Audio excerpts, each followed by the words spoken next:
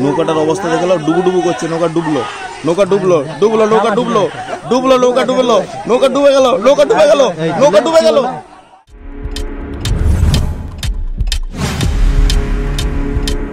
নমস্কার বন্ধুরা, আজ কোনো ব্লগ ভিডিও নিয়ে নয়, আজ আপনাদের সামনে দেখাবো নৌকা ডুবি। তো কয়েকদিন বৃষ্টিতে দাসপুরে, পশ্চিম মেদিনীপুর অন্তর্গত দাসপুর, ঘাটালে বিভিন্ন জায়গায় জলে প্লাবিত হয়ে গিয়েছে। তো এখন নৌকা দিয়ে সব মানুষ যাতায়াত করছে। দৈনন্দিন জীবনে যা দরকার নৌকায় উঠেই মানুষ এখন দোকান বাজার করতে যাচ্ছে, প্রাত্যহিক জীবনে যা যা দরকার কিনে নিয়ে আসছে বাড়িতে। তো সেরকমই দাসপুরের রাজনগর পশ্চিমে বিভিন্ন জায়গায় জলে প্লাবিত হয়ে গিয়েছে। তো মানুষ এখন নৌকায় করে জিনিসপত্র আনতে যাচ্ছে এবং নৌকাটায় প্রচুর মানুষ উঠেছে।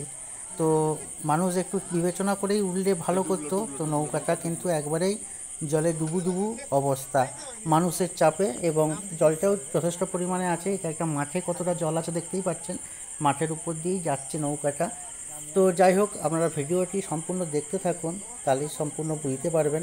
এই ভিডিওটা আমি করিনি, একটু দূর থেকে ভিডিওটা যারা তুলেছে তারা ভিডিওটা তুলে দেখানোর চেষ্টা করছে। তো আপনারা দেখতে থাকুন কী অবস্থার মধ্যে নৌকাটা ডুবে গেল।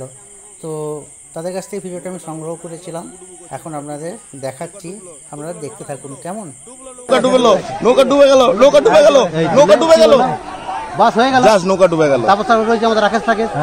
নৌকা ডুবে গেল,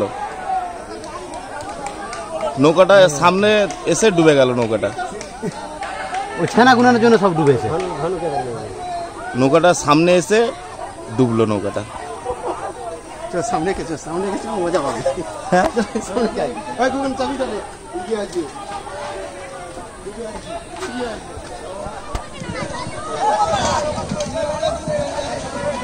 নৌকাটা মধ্যখানেই ডুবতো, অনেক ভাগ্য ভালো পাড়ে এসে ডুবলো, আর অত লোক তোলা উচিত ছিল। একটা বড় ধরনের বিপদ ঘটে গিয়েছিল। যাই হোক, যদিও নৌকাটা সামনে আড়ায় এসেই ডুবে গেল, আপনারা দেখতে পেলেন। যদি মাঝ মাঠে যদি ডুবে যেত তাহলে কিন্তু অনেক ক্ষতি হয়ে যেত, অনেক মানুষ কিন্তু ডুবে যেত। যাই হোক, হতাহতের কোনো খবর নেই। যাই হোক, এইটুকুই একটু আপনার সাথে শেয়ার করলাম। সবাই ভালো থাকুন, সুস্থ থাকুন, পরবর্তী ব্লগে আবার দেখা হবে।